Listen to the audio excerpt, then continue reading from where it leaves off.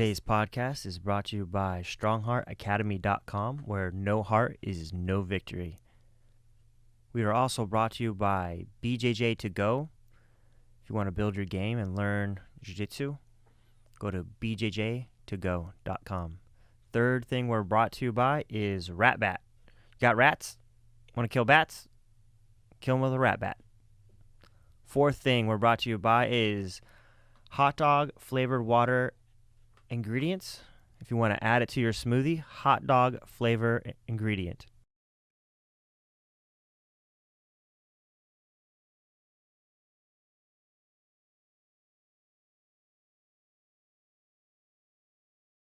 All right, so state your name. What's your name? Jacen. Shawn. All right. What was your last name? More. Harkin. Okay. Yeah. And I looked at your site. Does your wife train with you guys too? Yeah, my wife does pediatrics though. Is she Australian? She went to school in Australia. Oh. She is not Australian. I was like, do you call her Sheila? She's not Australian. She's All not a right. Sheila. So I've been working out with you. So I asked you guys to come out here just to talk about kind of what you do. And it's helped me tremendously. Like, I feel in great shape. And yeah, if you're going to just start maybe with your guys' background, it's Roots is your place.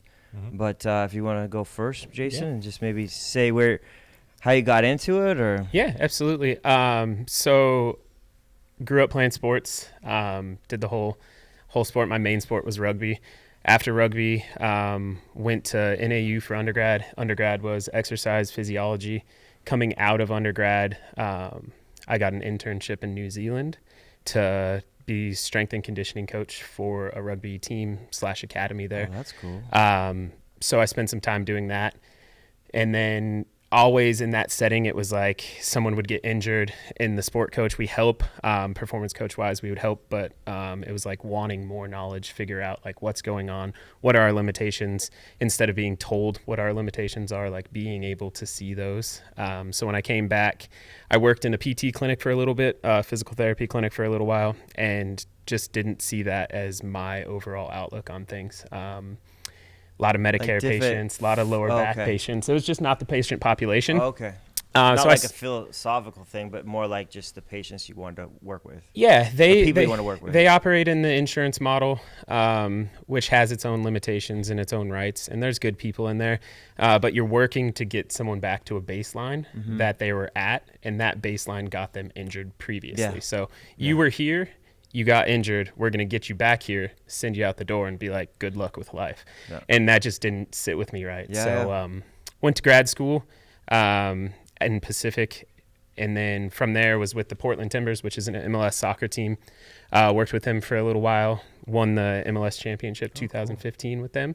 After that, I came back here and worked at a couple different places, both in physical therapy clinics, and then worked at Rush Sports Performance for a while and bounced around. And then I started my own business before Shawn moved out here, called More Movement. And that was just seeing the gap, like I just talked about, that we return you to a baseline that gets you injured again. You use your insurance, you come back in, we do it again over and over and over again. So I wanted to create a little niche in a market that was, we take you from that injured standpoint, whether that's you just got injured or you just finished therapy or you just don't want to get injured, and come in, put the hard work in that's required, and get you better and get you performing well. More like injury prevention versus like rehab. Yeah, injury prevention is a good word for it. It's hard because if you're working at a high level, injury is kind of inevitable. It's managing. It's putting those layers of strength on your body. Those, like, you're building a little bit of armor to prevent it from happening so frequently. Or if we do catch something that is completely biomechanically like, whoa, that's strange, like, we could also attack that. And those are just like the different realms that in a clinical setting, like a cash or insurance setting, you can't go down those rabbit holes. I'll tell people, like, they'll go like, hey, can you get injured in jiu-jitsu? I was like, you can get injured getting out of bed. Exactly. You can get injured walking off the curb. I've rolled my ankles before. like just literally walking off the curb. Story. I'm an athlete, but I mean, athlete with quotes attached to it, We're I all guess. athletes. But I've hurt myself doing stupid things. I'm like, at least have a cool story why you got injured. Man, Right, jiu-jitsu's a cool story. At least, maybe I was climbing a mountain. That's way cooler than I got out of bed and I hurt my back. Like people are like, oh, can I get injured? I'm like, life will injure you, dude. Absolutely. Just life. And then poor life, like bad eating and all that kind of stuff will injure you too. And that's not a fun story either. At least like if I'm broke and when I'm an old man, I want to tell my grandkids like I did some cool shit. That's why I'm injured. Totally. And Yeah, it's not broken. the. I don't want to be broken because I'm old. It's not the movement. It's the movement you're not prepared for that breaks you, right? That's So we're on that preparation standpoint, right? So we prepare you for the movement so that one movement doesn't break you, right? That's cool. How did you meet Shawn? We went to grad school together. Yeah. Okay. So we were Just in Portland. Portland. Okay. Yeah. Just outside Portland, yeah. Okay. Pacific University. Yeah. Yeah. You just got out before the riots. That's cool. Yeah, we were out a little bit before that, but Okay. it was a fun time. Portland's Yeah. a fun city. Everyone but I knew, it's a lot. I know a lot of people that love Portland. I've never been there. I love Portland. Yeah, they say it's a super cool place. I think for me, because I'm like a desert rat, I don't think I could deal with the rain very much. It'd be like a week. I'm like, ooh, cool rain, and then after that, I'm like, oh, this is too much darkness, and I don't. It's think I strange. can handle it. It's like an adjustment that you're not even like mentally aware of. Mhm. At least for me, because I grew up in Phoenix, so desert rat through and through.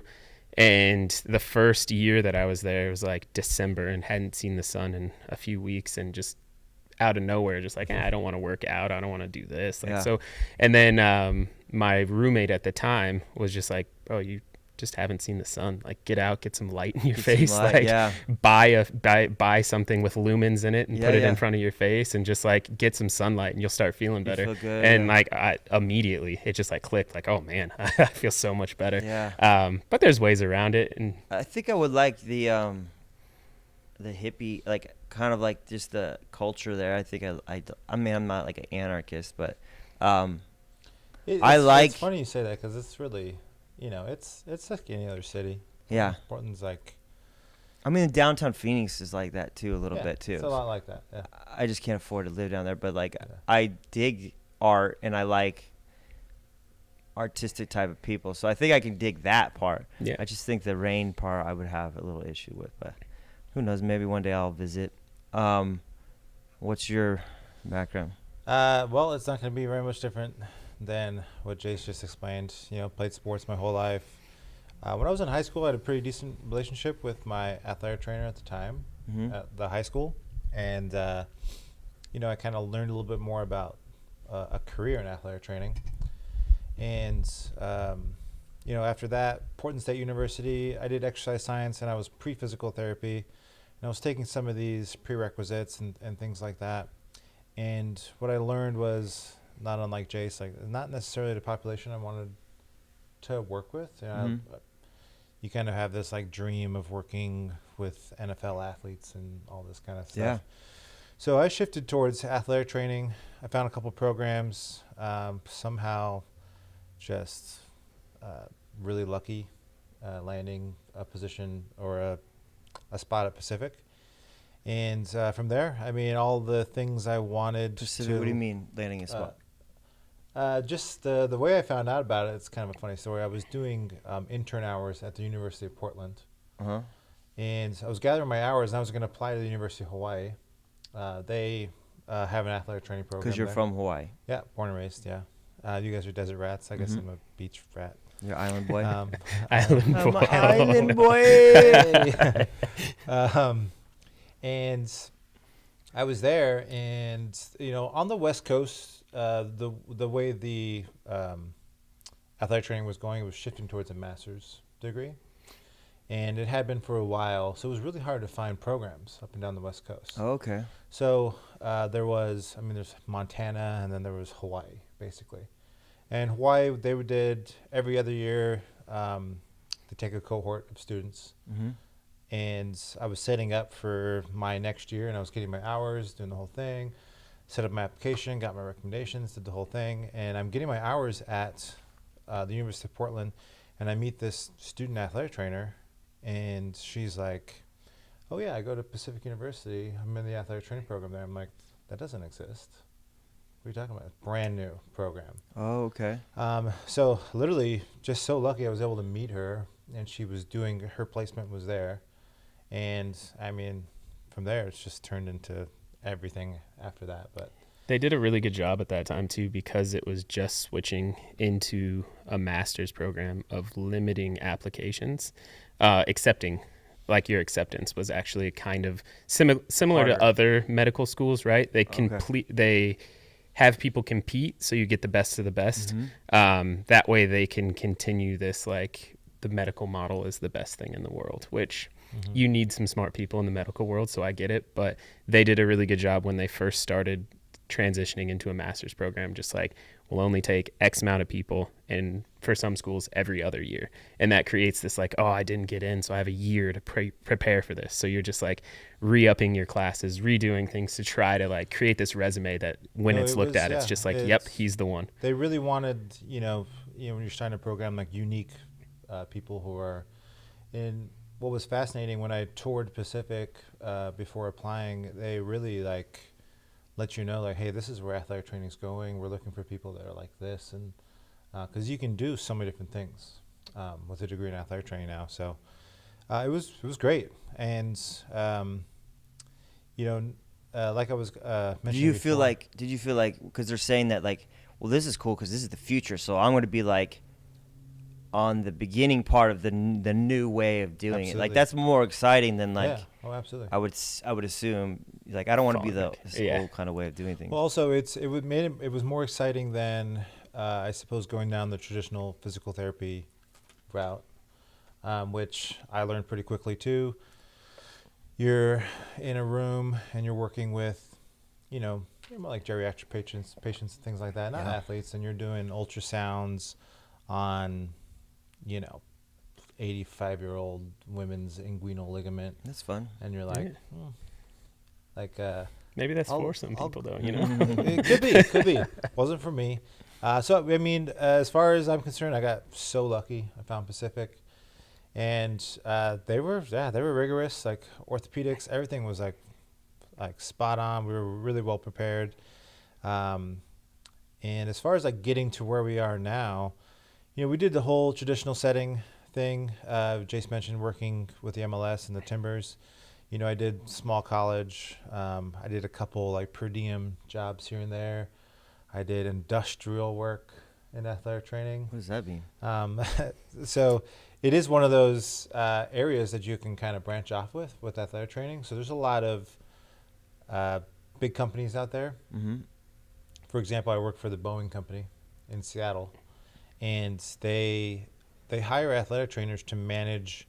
What are they called? Workplace injuries. Okay. The industrial athlete program is what it was called. Yeah. So like repetitive emotions, like you're just going.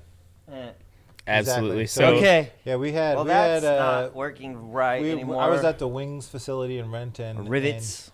Yep, it Exactly. was tennis elbow from rivets. It was guys cranking their neck to fit into these wings to scrape resin for 8 hours, and then what happens is they show up to our space, and basically our job is to kind of make it like, can we give them treatment before it becomes a medical Yeah. issue? can the company pay us less than they Exactly. pay for injury claims in an entire year? Exactly. But So that's that- smart business. I mean, Yeah, It was great. it's Yeah. you prevention, want to right? keep also probably proficiency. Like we want to keep the workers working. So like if Totally. they're always hurt, regardless of like paying for their whatever, it's also like I have less people on the floor building these things out, costing me more money. It's taking, they're doing government contracts, so they are under time constraints too. They Absolutely. get fined if they don't get things done. Yep. No, So it totally makes was sense, like- Fascinating. Like we had guys and gals that would come in, and they would do their prescribed stretches, like in our room. That was kind of like an athletic training room. They put heat packs on. They do their stretches. Plus, they have billions of dollars to do this as Yeah. well. Like, Oh yeah. Oh, oh yeah, we They want have to like some an nice athletic facilities, training I too. want to program. save $1 million a Yeah. year, And so they would come in, they'd warm up. We ran classes, one every shift, and like people would come in and do these classes that were almost like a circuit of, you could call them, I guess, traditional physical therapy exercises. Just get everything kind of warmed up. And then they go out, and we used to go out to certain stations in the warehouse and run warm-ups, do all those types of things, like get almost like a dynamic warm-up. So that was my first gig. Then I worked in a clinic and was working for a chiropractor, and from there, I was really able to, kind of do more of the things I really wanted to do, which was rehab, work through certain diagnosis and things like that, and kind of learn a whole lot more about the rehab process. Mm-hmm. And eventually I kind of took over the whole sports therapy program there. Yeah. And from there, learned a little bit more about business and learned about scheduling, learned about, this plus this equals this and all that kind of stuff. And that really opened my eyes to what a sports medicine business could look like. Mm-hmm. And from there, I've heard about other athletic trainers kind of moving into their own space. Mm-hmm. And I decided to give it a shot. And it was kind of like a moonlight sort of thing for a while, side hustle Mm-hmm. type of thing for a while. And eventually I was like, I'm going to do it like full on. And I did that for a few months before eventually Jacen and I had the conversation like, hey, let's just like combine brains and, do it in Phoenix. Yeah. And this is all the while, you guys mentioned the Pacific Northwest kind of wearing you down. I mean, I was pretty worn out. I had 8 years in Portland. We're in a master's program that's always like, I didn't go to college. I'm a dummy, but I have a ton of friends that did masters, actually, and doctorates, and it's like the amount of work to get a master's is quite a bit of work. A lot of writing. I mean, it's quite a bit. I mean, you could get worn out by just that. I would assume. Yeah. Well, it was that. Plus, you're probably doing all the work on the other side. What I was more referring to was just the weather. You guys mentioned like, the rain and everything. I was like, where can I go that's not like the Pacific Northwest? Oh, let's go to Phoenix. Well, Hawaii, it's funny. Like, I've only been to Hawaii twice, but it rains a lot, but it's like not long. And then sometimes it's sun while it's raining. So it's like not, I don't mind. I could handle that all day long if there's sun involved. No, it's Hawaii, the clouds. Hawaii's I'm like, amazing. I don't want these clouds, man. Yeah. Hawaii is amazing. Actually, it's you go through these transitions. Like you grow up in Hawaii and you want the exact opposite. So what do you pick? Portland, Oregon. 10 years there. I have a friend that from Hawaii, Nick, and he went to college in, I don't know if it was Portland. It was in Oregon. Yeah. It was weird that he went to Oregon too. And then he didn't come to Arizona. He ended up going to San Jose, but like, he's like, it was way different from where I grew up, Well, you watch all these like movies and TV shows growing up, and you're like, that's nothing like Hawaii. It's so weird. I want to see what that's like. Mm-hmm. So it was a big point, and it was on the West Coast. It wasn't too far, if I wanted to fly back home or something like that. So From Phoenix or in Portland? Portland. Okay. Yeah. What brought you to Phoenix then? The two of us, we just kind of discussed the idea of Going to Phoenix? Because you were from Phoenix. I was from here. I had already moved back and started my business though. So this is after grad school. Okay. He's living in Seattle now. I'm in Phoenix. I have my own business going. He has his own business going. And we just had a conversation like, why don't we just make it? He actually came down for a continuing education course. Okay. And we went around and we went out and had a couple beers after one of the classes. And he was like, we just do this together. Like this could be easy to do in Phoenix. Not easy, but that's like. Awesome. Sometimes I wish I had a partner. And then other times I'm like, no, I can't do that. But to, like you said, putting your heads together, like that's huge. Like you're increasing your thought process, like of how to do things and how to solve problems instead of one person. Like more people helping to solve a problem is way, way, way, way better. And if you get along, then it's even better. Yeah, it works out. I mean, we have completely different brains, which helps as well. Different points of view is good. Yeah, it's not island. Thing. He's an island boy, right? And so he has the island time, everything that goes with that, and I feel like that helps balance kind of my straight line. Like this needs to be done now. So it's worked out well for us, but it's not for everyone. I also get that. Like when we are getting into business together, people are like, are you guys going to get along? Yeah. I feel like it's not hard to get along with either of us. Yeah. But, business does things to you. I understand. Business does, yeah. It's weird. I was talking to someone yesterday about that. Like, people that you think are really good people, sometimes like greed can screw with a good even a good person can get turned around a little bit with greed, you know. Absolutely. I had a guy yesterday that he was like, I know this guy for like 15 years and he started undercutting me this business, you know. I was like, yeah, people get funny with money sometimes, you know, like, yeah. But I think, you know, as long as everything's laid out, like who is responsible for what, it's like a marriage. Actually, someone told me that when I got married. They're like, hey, get everything up front. Say, what is everyone's expectations here in the marriage? And like, so you don't fight about it like later. Like sometimes you have expectations and then she doesn't know that you expected this. And then she has expectations and then you didn't know that that's what she wanted. Like, yeah. So you're like, why are you upset? So he was like, you know, we said, I'll take care of the outside of the house. You take care of the inside of the house or whatever. Yeah. And like, this is a fair trade-off and let's figure this out. I think, you know, if you do business, if you get those in the beginning, then it's like, okay, we all know what we're supposed to be doing. And then if you're not doing what you're supposed to be doing, then it's a fair conversation that I say, hey, man, why aren't you doing this or why aren't you doing that?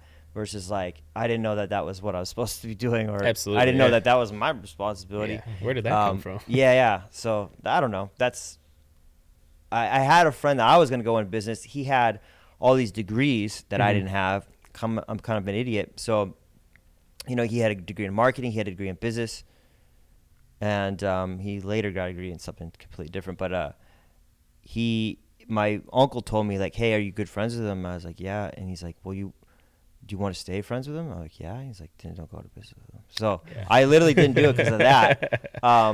And I don't know where I would be. Maybe I would have done better if he it's just around, but I've heard many people say that same thing, like whether it be like from podcasts or my father-in-law he owned like a surf and skate shop when he was young with his best friend, and they Phoenix? Not in Phoenix. Oh.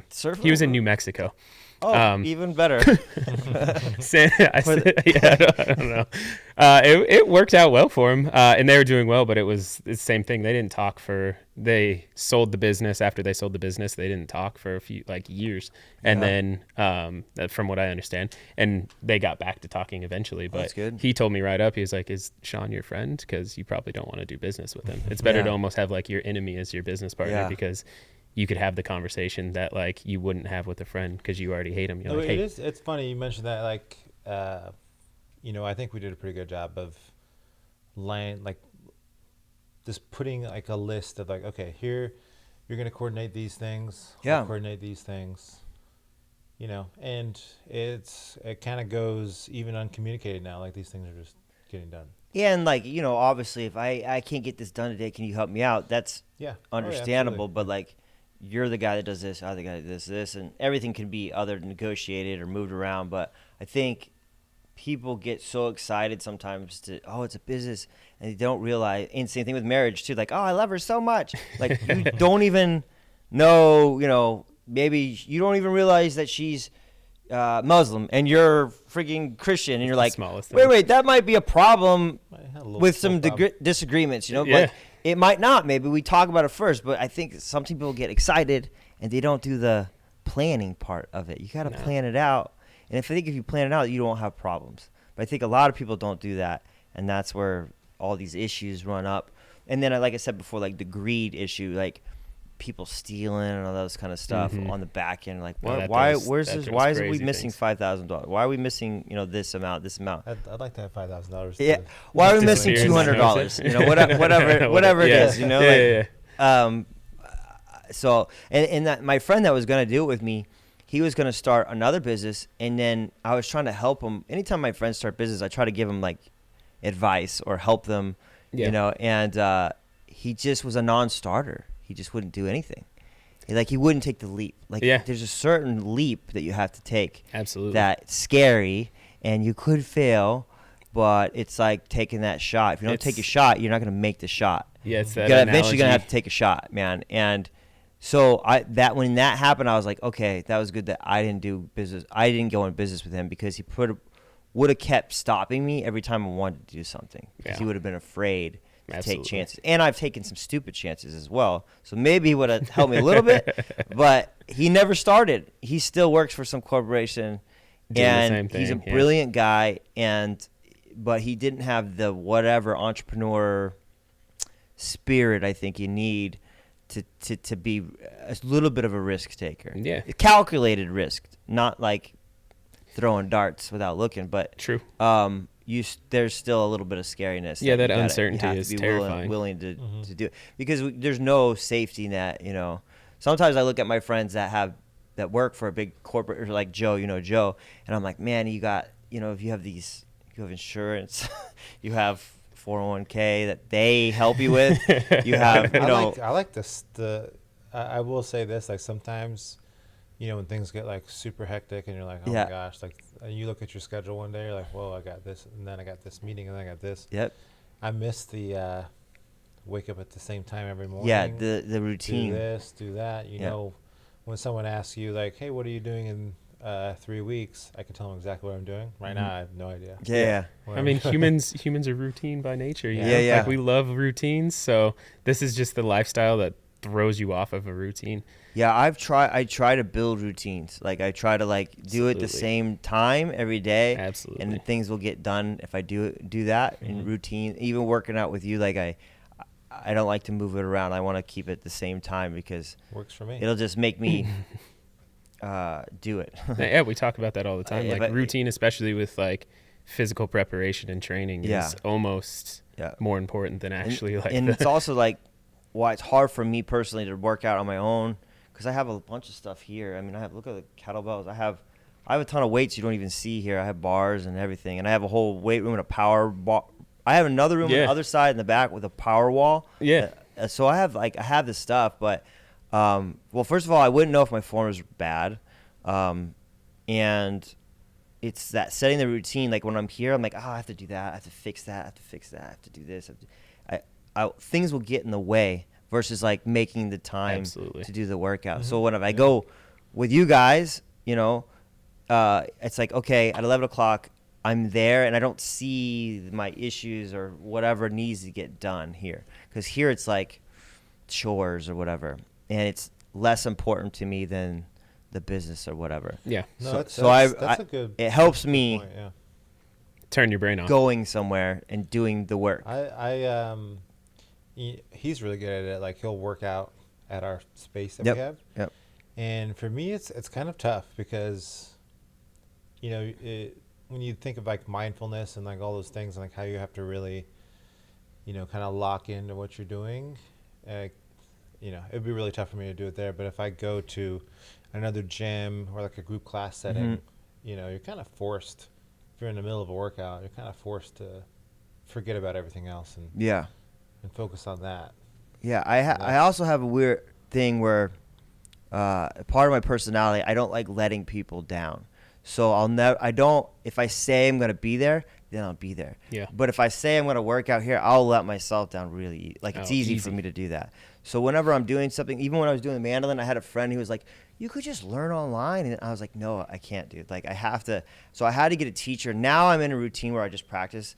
I haven't been with a teacher for about a month, but I knew if I set a time, like I'm going to be there at this time, I will be there and I will practice. And I knew that I would practice on my own because he's going to be like, did you practice? And I was like, no. No. But I do because just part of my personality. I don't like letting people down. Yeah. So it's like, I kind of like hacked I know who I am. And so I know that if I do that, it's easier for me to accomplish what I want to do. So it costs me more money, but it is what it is. So I like working out with you guys. I've learned a lot, I feel like, and it's helped my jiu-jitsu tremendously. Like I feel really strong. I haven't got any injuries. That's awesome. I got a week and a half before I'm allowed to get an injury, and so it's good because I don't remember the last time I competed without something messed up, broken. Because usually when you increase your training, it's kind of like when you're really tired, things are a little loose, like your body's kind of loose. Yeah. Like you're so tired that you can't flex when you need to flex, when you know something's going to be he's gonna take it, and I want to defend, even if I need to flex before I tap. Like I'll say tap, but if it's so loose, it's just like snap. So it's when you train it so hard and you're so worn down, it's easy to get injuries, like super Absolutely. easy. It's that so central even though nervous I'm system. kind of tired a lot now, I feel much more explosive. I feel like my cardio can go a little longer, and I feel stronger for sure. Yeah. And when you're tired, so jiu-jitsu is so much thinking, and when you're tired, it's really hard to think. And so I feel less tired, which makes my skill level better as well, because I can think through things versus like just tired, and I'm just tired, and I'm trying to muscle when I don't have the muscle to muscle through. So even when I'm exhausted, if I at least have a little bit of reserve left, I can think through these issues, and I think it's helped me quite a bit with my jiu-jitsu. So I mean, that was the point of it all too. That's the other thing, is like when I work out for myself, I've done a few different types of working outs. Like I did yoga for a year, and I got certified and stuff, and I worked at this bodybuilding gym for a while. Okay. And then when my shoulder was torn, my neighbor was a physical therapist, and I worked out where he did PT or whatever you want to call it at a small gym in Scottsdale. Nice. And I learned a lot of stuff from him too. So each one I kind of learned different things, and working out with you guys, I learned even more new things that I was like, sometimes I'm like, man, I've done every workout there is, and then I'm like, no, I haven't. No, there's so many ways to skin a cat, right? Like, exactly. There's so many different methods. And I feel like I know my body really well just from just doing like jiu-jitsu for so long. Like, I know when something's not right, or when I need something's kind of weak. Not at the level you guys do, obviously, but it's helped me a lot. Yeah, it's always funny because it's like one of those, the more you know, the more you realize that you don't know, right? For sure. So it's hard. And with us, for like part of the business is trying to simplify the complexities of training and just explaining to people like how to manage a training load. And that's like load itself, even the word load, like you walk in and you're like, hey man, like, what is a load? And people don't understand, like, load is just like life, right? So that's every stressor that goes into your body. So it's just honestly 90% of our job, I feel like, is explaining to people like how to manage life stresses, volume, intensity, like putting that basically on an XY axis and training in all four of the quadrants, and like making sure your high days are high in your training and your low days are actually low, and not continually doing like medium volume all the time or medium intensity. It's getting the highs and the lows and balancing them out to something that your body's able to adapt to, rather than just constantly adding this volume and load to your system. I think one of the things that I had never thought about was a lot of the kind of using your brain to like activate your nervous system to do things. Like I've never done that before. Kind of with yoga, because like Yoga's a good example. You'll think they do a lot of like thinking. Think about what you're doing instead of just doing it or whatever. And sometimes so I got a little bit of activation, but they didn't explain it as like your nervous system. What is really happening? They didn't explain what is really happening. Yeah. You know, Well, yeah, it's a little bit more woo woo versus like scientifically what is happening. We get pretty woo woo sometimes too, but in a more scientific, I guess, way. You know, when we have a master's degree in woo woo though, so that's a little different. Kind of. It's really like what we emphasize, and actually, your training cycle's a really good example of that. Like we try and get people to, you know, like understand your nervous system and what's really going on, and why is it that like maybe some days I feel like this and some days I feel like that. Why is it like this movement I feel restricted in this movement versus this movement, and try and get people to understand like what's going on, and like how your nervous system is really involved in every single little thing you do. Yeah. And you know, we talk extensively about breathing and things like that. That's an easy way to kind of touch your nervous system. We've talked a little bit about like using your eyes and using mindfulness, as well as, you know, kind of understanding. Yoga is a really good example of a lot of that. Like, you know, what are my feet doing right now? Like, what does it feel like? Yep. where are my eyes looking? Even in yoga, they would help. Where am I breathing? If you had a good person, they would tell you to keep your eyes on one location to keep the balance. Like they're like, if you're like trying to balance a tree pose or whatever, if your eyes are here, like you'll start going all over the place. Like just keep your eyes on one thing, and that'll help you with your balance. And I was like, oh wow, that does help with your balance. The eyes. But they would also build for your feet. So like when you're doing a pose, they'd always start with your base. And then they would go, okay, press with your big toe, press with your heel, press with the side of your feet. And you're like, oh.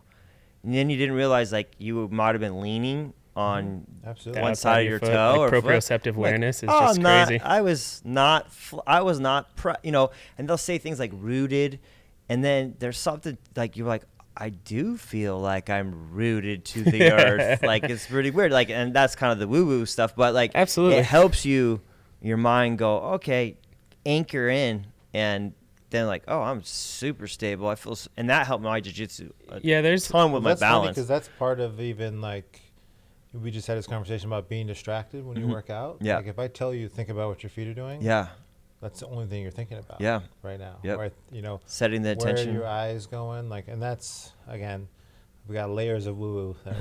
But throw on you the eye one's always an interesting one to get a little bit, whether you call it buy-in or whatnot. But like, we took a course together, and it was it IKN or Z Health? A course, whatever it may be. Lots of applied neurology.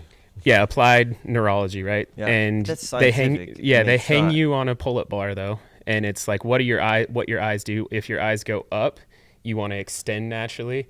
If you look down, you want to flex naturally, and that's a brain response. So if you're doing a pull-up and you look down and try to do a pull-up, it'll feel like death. Like people cannot physically get up. Why I suck at pull-ups. And then if you look up, it's just what I do. Well, I mean, not why I suck, but maybe one reason why I suck at pull-ups. But it's a response. It's a neurological response. So if you look up, you get an extension moment. I look down.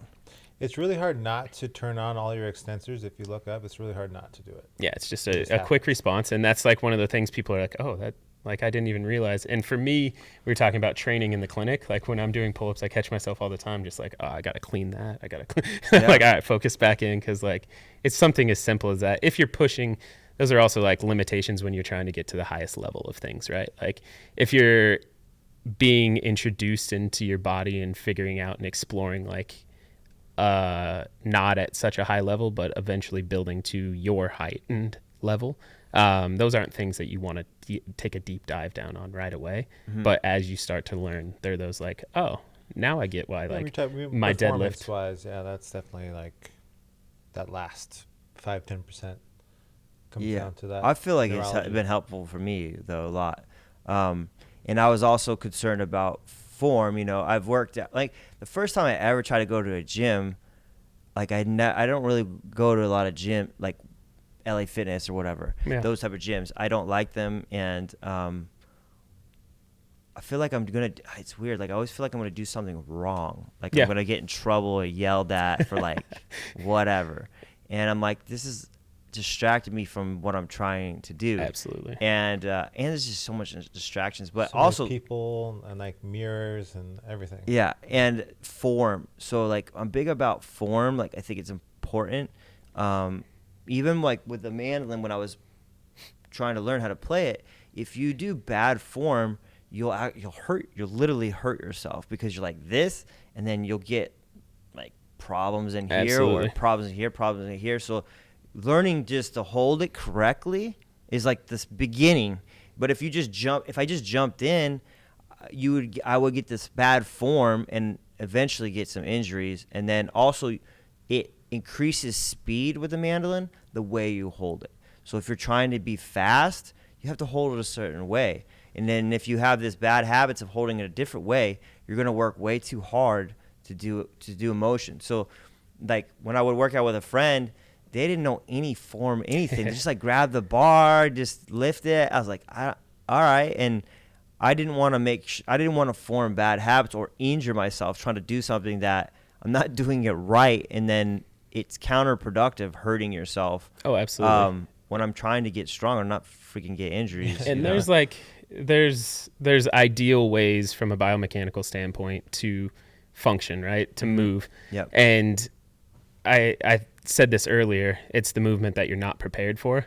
So a lot of the times when you're training with us, we put you in a position that is the quote unquote ideal, and then we have you adjust it a little bit. And it is about progressively overloading the positions that you're not prepared for. So everyone says like shoulders back, this proper posture, but if you're in that position too much, you can get injured too, right? So that is a problematic position. So what is the opposite of that? It's that rounded, protracted rib cage and shoulder blade, and getting you to move through those positions and progressively overload those positions as well. One, your central nervous system has motor control over those areas, and then two, your body is strong and adapted in those areas. So when you're rolling on the floor and you go out of, like, say a deadlift is that hinge flat back that everyone talks about, when are you falling and rolling in jiu-jitsu like in that perfect hinge position? It's also athletics. Yeah. So there's no perfect position, yeah, but there's ideal positions, and then we train you in that ideal position as well as others to get you to adapt to what you see on the field. You got to be able to do it all. You got to,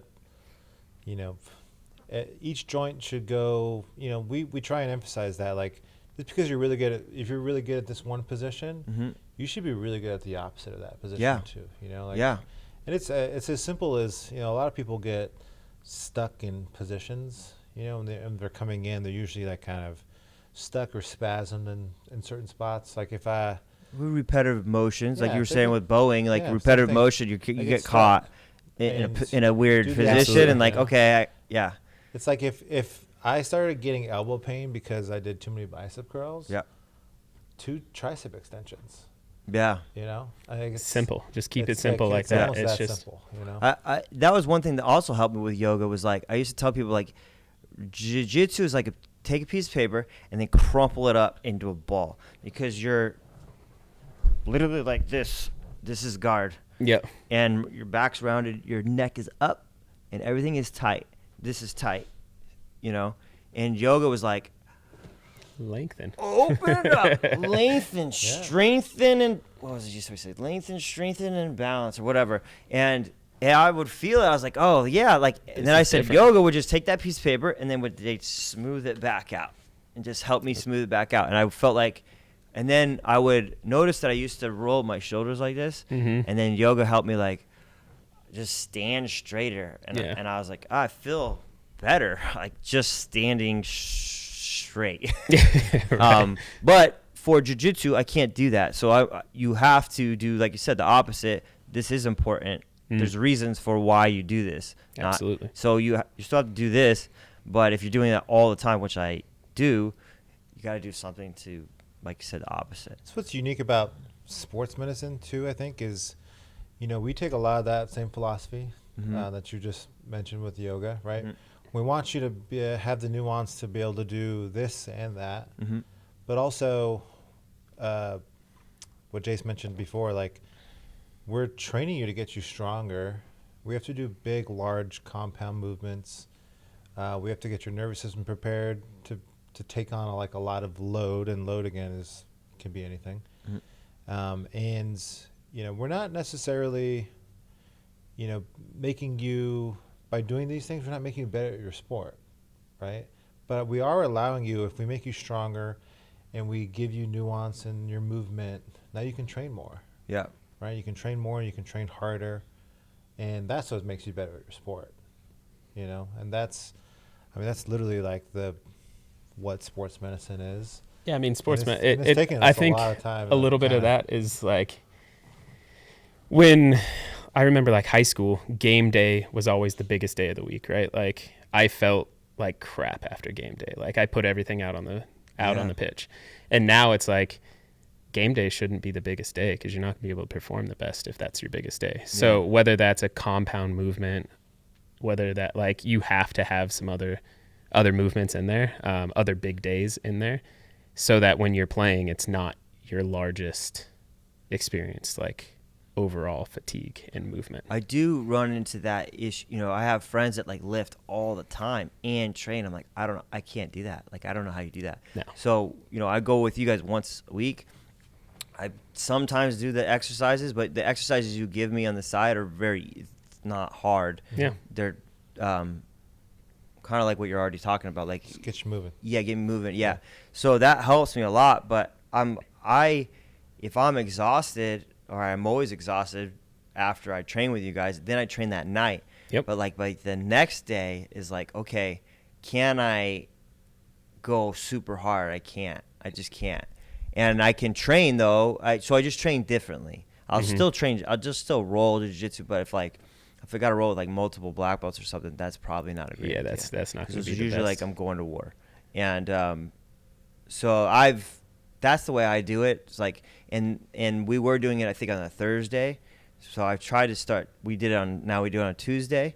So I'm trying to like, okay, how can I train the days after training out, working with you, and still do well and not overdo it. And because I think you can easily just break yourself for sure. I can, but I know guys that train all. I mean, and there's a lot of steroids in jiu-jitsu, so that helps them, I think, a little bit, but for recovery.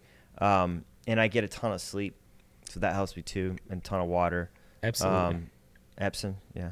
Is that what you said? No, I said absolutely. Oh, I thought you said Epsom. I'm like, Epsom salt? Yeah, I mean, that works. Kind of dehydrates me a little bit, but it helps. There's a lot of people much smarter than us that have researched that over and over and over again, PhDs, like for professional sports, like how do you manage like the overall training volumes and overall training loads for people. Yeah. And everyone's different.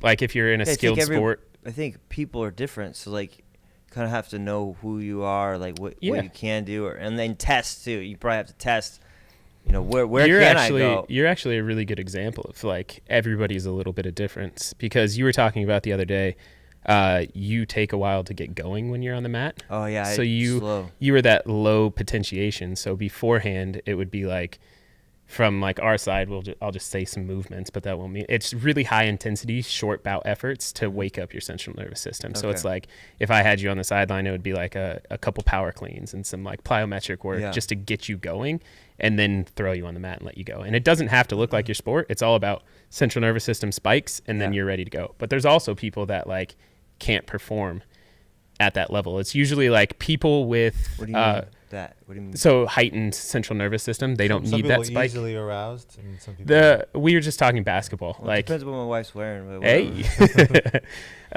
basketball is like a point guard, really skilled, needs fine motor control for dribbling. Kyrie Irving, right? The balance. If you spike Kyrie Irving's central nervous system too much beforehand, this is a guess, but just thinking, fine motor skills go out the window because you're so heightened. Like if he's already a heightened person, then you spike it. Yeah, because I never had. I played tons of basketball. I was like a basketball nut, and I wouldn't say I was good, but I played a lot. And basketball, I never had that issue, ever. Like I didn't need to warm up much, at all. And I played point guard. You're unique. I remember. So when I did wrestling, because I was too short in high school or junior high. Yeah, I was tiny. They're like, sorry, sucks for you. And I was like, how much do you weigh? I was like, F you guys, I'm gonna do wrestling. And I was never wrestled. I was like, but then I fell in love with it because I was like, you could just throw people around. I'm like, absolutely. I'm like, this is awesome. And you got easily aroused. I got really easily aroused. But I did. I knew that it took me a while to understand why I was like so slow. Like I'm like, oh, I feel like I'm in oatmeal, like stepping in mud. And it took me years. And then I forgot. And then I did jiu-jitsu, and the same thing happened all over again, where I was like, I can't. And in jiu-jitsu, it's like there's no rounds. Yeah. So it's just straight just going through. And so you need to be whatever you need, you got to do that before you're out there. Absolutely. And I didn't know that. And I would go out there and I would get smoked sometimes. Just smoked. Well, there was because I'm in first gear, they're in sixth gear. There was a story, I can't remember who it was. It was USA Olympic sprinter. Uh-huh. And he said he had to go to the gym and do like a 1 rep max back squat before he went out. Okay. And sprinted. Because he had to kind of like, well, one, you probably get your nervous system pretty like ready and everything's contracting at once and you're prepared to, do this 100-meter sprint. But also like, 100-meter sprint, like it's your entire life for 10 seconds of work, So like the amount of like anxiety and things like that involved. So he just take it out on the weights really quick and then show up to the blocks. So it helped him with this the anxiety part too. Anxiety. Yeah. I mean, everything. Like just maybe that's part of it too. Maybe it's anxiety, but like I noticed, like even in my own class where there's not any anxiety, and I'll go against a white belt. I'm a freaking black belt. I won't do good against a white belt. Not like they're murdering me, but like I'm just like, I feel slow. I'm just like everything's slow, everything, and I'm getting tired. I'm like, man, I feel like I'm exhausted. So I can't have that with a real match. I have to. So like I figured it out. Some of the MMA matches that I did is to be super sweaty and warm and almost a full round before I do the real round. Yeah. And that helps me. And I'm sure I could figure out more ways to kind of. I'm trying to develop good routines to get me there. I the last time I competed, which was like 5 years ago, I did a bunch of downward dogs fast downward dogs. Yeah. And then that kind of gets everything. Downward dogs. Sorry, sun salutations. So downward dog is in the sun salutation, but you start, you're down. It's like up and down, and if you do the breathing right, like it'll get you going pretty quick. So, and I don't need a lot of space for that. I don't know. I'm still trying to figure that out. But I know that it's a problem, at least. Yeah, it's. Before I was like, I don't know what's going on. Why am I this way? Which fucking sucks. Take a little bit of time to. Yeah, I had a friend. He liked to sleep before he competes, even MMA too, and he likes to lay flat, and then he wanted you to wake him up, and then he's like, "Hey man, it's time to go." And I'm out. And then you just go on the mat, and just murder people. Like, how are you just asleep, man? But that was just him. Know, he knew. You got these elite like athletes that sometimes they just walk in, they got their slides on, they kind of like stumble in, almost like they're limping. Yep. Put the shoes on, and they just start exploding. And you're like, what just happened? Yeah. I thought you were hurt the way you were walking around. Yeah. Some people can just turn on, recently I did a CrossFit competition, and it was really interesting to, haven't really been in that environment in a long time, and you get, I guess I'm maybe on the opposite end of the spectrum. Like I didn't have to warm up at all. Mm-hmm. And I'm like PRing a snatch. Yeah. Without even warming up. I'm like, what just happened? Why is everything, but like just, I guess the environment or like kind of understanding the situation. Like, do you feel like the energy of the place? Definitely. Like that contributed to, yeah, absolutely. Yeah. That, and, kind of the realization like, oh, this is a big moment. Mm-hmm. I was almost able to leverage that anxiety, that arousal. Mm-hmm. And like all of a sudden everything was where it needed to be, without having to go through, 5 minutes of like a complex warm up. Yeah. Or series. Yeah. I didn't have to build up. It just happened. Yeah. I was like, whoa, that's, we talk about all these like fancy warm ups and things like that, but like all we got to do is tell your nervous system to turn on or turn off or, control the dial, right? As soon as you get control over that dial, you're kind of like, you got it. And some athletes just have control. Yeah. And some athletes are like, maybe it's a couple dials, or whatever it might be. And some athletes don't have a dial; they just have an on and an off switch. That would be dope. I wish I had that. That would be so cool. You want the dial. Yeah. In all reality, because you don't want to be here, and you don't want to be here. You kind of want to be in the middle. Yeah. And then be able to turn it up when you need to, but also be able to turn it down. Off. I've also like I'm pretty good at. It might be too like anxiety. Like I'm pretty good at like mellowing myself out mentally to not get freaked out. But I've also done that. Like one time, I had a girlfriend in high school, and she bought me skydiving tickets. So we drove out, and on the drive there, I just kind of like chilled myself out. When I jumped out of the airplane, I literally had no adrenaline. I was like, and I hit the ground, and then I was like, it kind of would have been cooler if I was more excited. Like that was pretty cool. I jumped out of an airplane, but I like almost too much calmed myself down. So you said you reached like your highest before you even jumped? No, I just knew I was going to be afraid, so I just calmed myself. It was an hour and a half drive there. It was in Marana, so it was like an hour and a half drive. So I just and it was in front of my girlfriend, so I didn't want to be a bitch. Like I didn't want to be like, I'm scared, jump out of a plane. You know, like I remember like just turning it off. Like, what if you die? You die. Like I was just trying to rationalize as much as I can, but then I was like, it wasn't as fun. Like part of the fun is that's a superpower though. Like, you know, and I was like, when I got there, I was like, afterward, she was like, woo, that was awesome. I was like, yeah, I know like it was cool, but it wasn't, I didn't get the feeling of it. Yeah. So I do feel like there's a middle thing. Like a good amount of jitters is good because it keeps you alive. But you don't want to be too crazy either, because then I don't feel like I have the fine motor skills. My motor skills go like out of whack or whatever. Sure. I like kind of a middle context. Like if you're focused, it's why baseball players chew gum. Okay. Right? They're chewing this gum or tobacco. Who knows what they're chewing, right? Yeah. And all that is just, we're hacking your nervous system by chewing gum, right? Because you step up to the plate, 100,000 people. Lights, everything, it's all just like one moment. And if you don't have that like fine motor skill, because maybe you're way too past that like nice threshold for anxiety, the chewing the gum just somehow like centers everything, get your nervous system under control. I mean, you're stimulating a lot of cranial nerves when you're chewing gum, and I mean that's literally why, like, if you next time you play basketball, chew gum. Yeah. Like has this weird way of like centering you. I did used to like to chew gum actually when I played basketball. So that makes sense.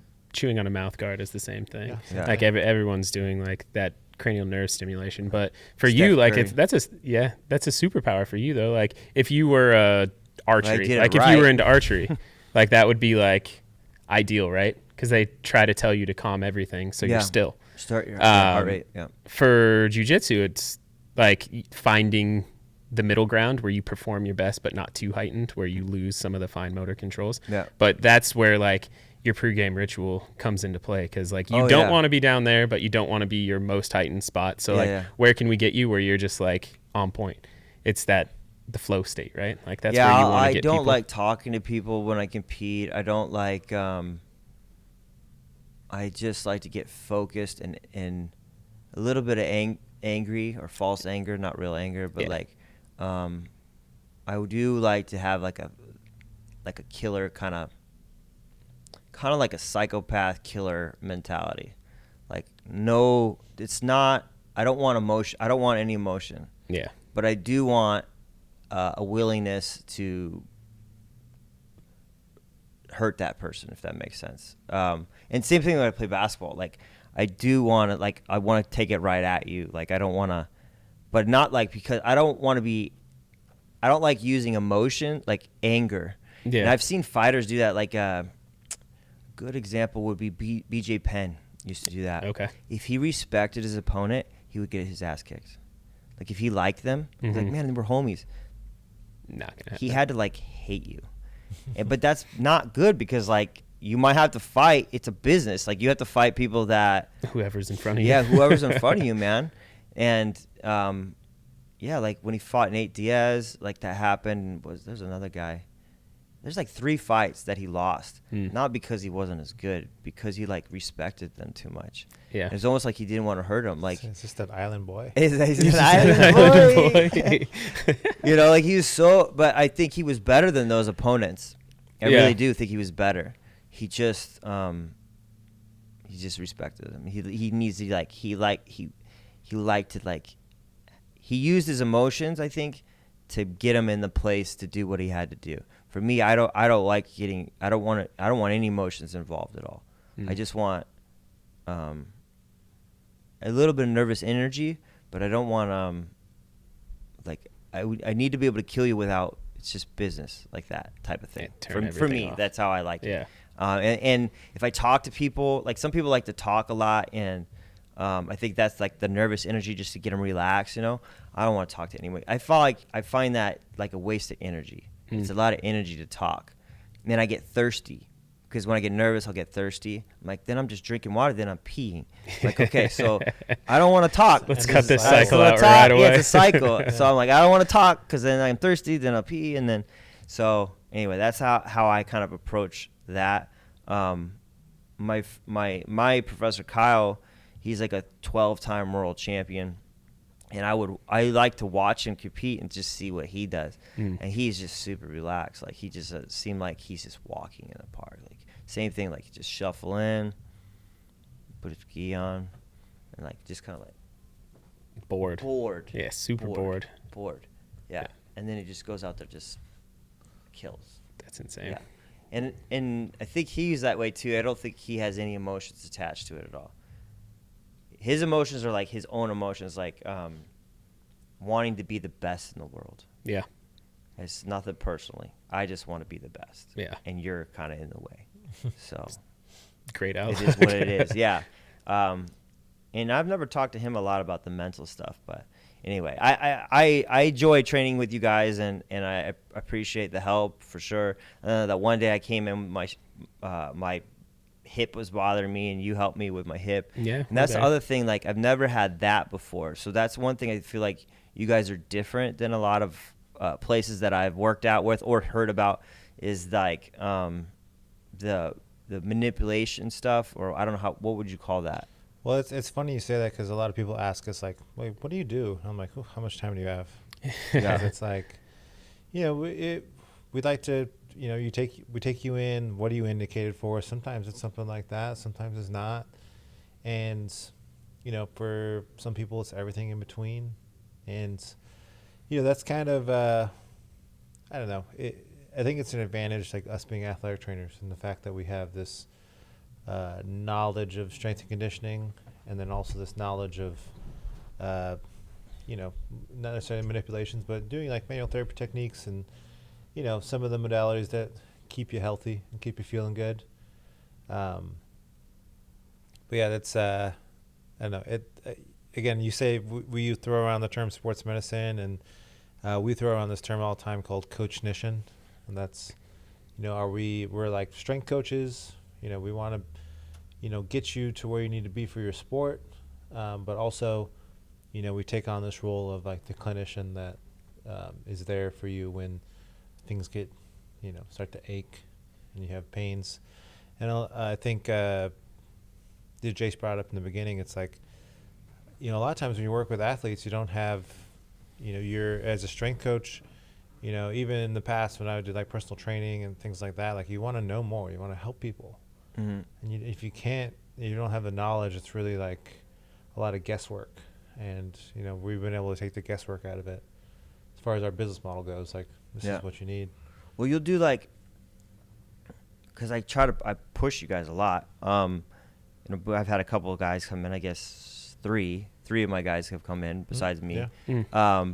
But I push more, like people go, man, what does he do? And I was like, I don't know. I'm laying face down, so I don't know everything he's doing back there. But, sometimes it's like cupping. Yeah. Sometimes it's like scraping. It's tough. And sometimes it's like movement. And sometimes it's like, so I'm like, I don't know what's going on. Well, it's because it's easy. I guess it's easier for people to understand. But it's helpful. It's easy for people to understand, like, this is what massage therapy is, and this is what personal training is, and this is what sports performance training is, or this is what physical therapy is, and chiropractic is. And then, as an athletic trainer, it's like, I have to say all those things. Mm-hmm. And put it into one term. And it's just like you. Yeah, one day you gave me KT tape. So I'm like, it kind of depends on the day, and like we usually start off with like, I lay down and kind of like checks me over, what's going on. Yeah, that's that question first. Right there. You just said it. That's what indicates goes on for the day is how you feeling. What's going on? What's going first. On? Yeah, and then kind of work from there, and then go in the sauna for a little bit, and then kind of warm up exercises to get to the whatever exercise, the peak one or whatever, a little bit of cardio, and then kind of outdoor. I'm sure each person's different the way that you approach it, whatever's going on with that person, but that's how you've done it with me. We like to kind of be this sort of like concierge, I guess you could almost say, like, you go to the concierge and the concierge is like, oh, what do you want to do today? Yeah. Or what is it that you need, or what do you want, where are you going? Mm-hmm. And everyone's a little bit different on the way they're going to get there. Sometimes it's lay face down. Mm-hmm. Sometimes it's, we go right to, the building blocks of whatever strength and conditioning program we're going to do that day. Everyone's different. Yeah. And I mean, Shawn and I are different too. Like there's some people that have been around for a little bit of time now, and they'll like hang out in the boots after and do that too. Like that. Say they're my client, and then Shawn has a client after, and they look at like how Shawn starts it and they're like, man, you guys just don't think alike, do you? And that's the beautiful, like that's the beautiful part. thing. It's not a bad thing. It's not a bad thing at all. Like some people love training with Shawn and love working with Shawn, whether that be from like the medical side or the training side, and then same goes for me. And the best part for us is I'm like, hey man, I'm stuck. Like what would you do in this situation? And he's like, I would do this, and this. And there's been a few times where I'm like, can you just see him today? And he's done the same. Like, can you just see him today? Yeah, like he was busy that one day. I knew I was going to fight the black belt that night, and I was like, messed up. And I trained that day or something. And then, so you were free, and you said, hey, I'll help you out. Yeah. It was. I felt a lot better. And then the next day or whenever I came in, you helped me again. And then by then I was like, okay, back to normal. My hip is feeling better. But I'll try anything. I've tried for like keeping me in jiu-jitsu. I've done everything. Like I used to go to this Chinese doctor for a while when I had a knee problem. It got so bad. I actually got the MRI, so I had I still have a tear. I never got it fixed or whatever. And she would put like, acupuncture. First of all, they would massage you for like an hour. They put you in a chair. Then they would massage you. Then they would put heat lamps on you. Then they would put acupuncture. Then they would put those little stem things on the acupuncture. Then a heat lamp on top of that. And I would come out feeling great. And every time she would be like, yeah, you're not supposed to do jiu-jitsu for like 2 months, 3 months. I'm like, I'll see you next week, man. And I just did that routine, and every week I was like, all right, she's like, I know, lay down, we'll do this again. But she told me like, oh, you're supposed, it's not going to heal because you just keep doing this thing, I was like, I'm not stopping, so I'll just see you next week. Yeah. But I've tried that's funny because a lot of things. That's another thing that I think we get comments all the time, and like, you guys it's unique when you come in. And it's funny, this woman you're working with, right? Like, she has her technique, right? Mm-hmm.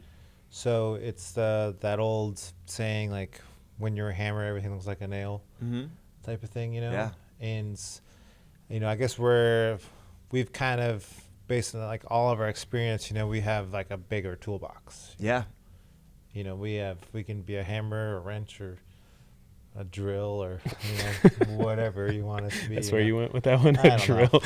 I remember, but it's we have an opportunity to, again, like, kind of, every day is not going to be the same. Yeah. I also think like if you're standing on like a principle of ours, it's always like strength is. Shawn uses this one. Strength is the moat around your castle. It's going to protect you from people injuries coming in. So like looking at that situation, like just a difference in approaches, we'd make you strength train with us for a little bit, or like do this. Yeah, she was like a Chinese doctor, but she was like, well, I'd have to go through medical school again to get a degree because my degree doesn't translate. She was a doctor in China. Yeah. And but then she was using this like Eastern medicine stuff. And I remember one time I dislocated my toe. I'm like hobbling in there, and she's like, oh, okay, just lay there. And then I'm laying down on my back, and these dudes come in, and I was like, uh-oh. And she's like, she stands by my feet, she's smiling like this, and then they just hold my shoulders down like this. And I'm like, what the hell? And another guy grabs my leg, and she goes, cool. She's and I'm like, oh, okay, cool. It felt great. But I was so much better now. What are we doing? What are we doing, guys? Why are you standing over me? These two big Chinese dudes. But anyway, like, she helped me quite a bit, but it was, and she also warned me, like, you're not letting yourself heal. Like, this is like temporary fixes. You know? Obviously, she wasn't doing any rehab at all. It's like she wasn't telling me like, these exercises will help and none of that stuff. But I guess my point is, like, I'll try anything. Yeah. And I'm not like, I'll try almost anything. And then what works was what works. Exactly. I don't, Anyway, I think a lot of people are afraid to try something that might be a little bit different, they've never heard of or whatever. Or like, with the Chinese, like, that's nonsense. And I'm like, maybe, I don't know. It's Could been around be for a just long my time. mind, but whatever. I It's felt been around for a long time for a reason. Awesome. And well, what's funny is most of the time anything works.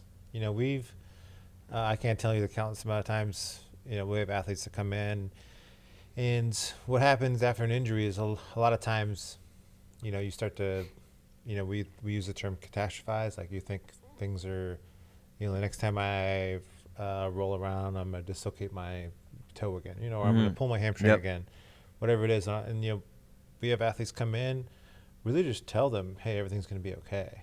yeah, And you just it doesn't matter what you really do, as long as you are there for your athlete or for your client, things get better.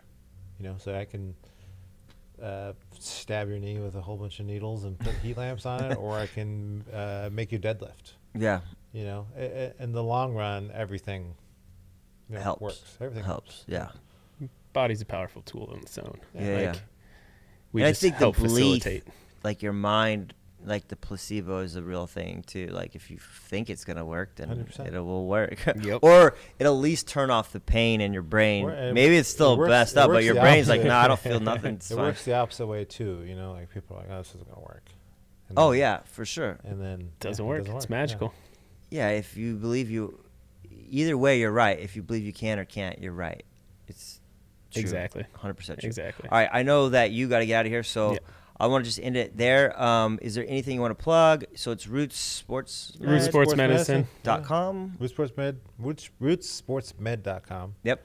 And And you guys then are at Bell and 16th 16th Street in Bell, Yep. and then the best place, Roots Sports Med on Instagram, is probably people message us there if you're on Instagram. Yeah. That's the easiest way for us to Contact, Yeah, yeah. contact is the best way, probably. Roots Sports Cool. Med, or send us an Just email. drop it in Yeah, the so if you DMs. guys want to check them sportsmed.com. out, that's where to go. Yeah. Thank you. Thanks for Cool. having us, man. Thanks, man. Peace.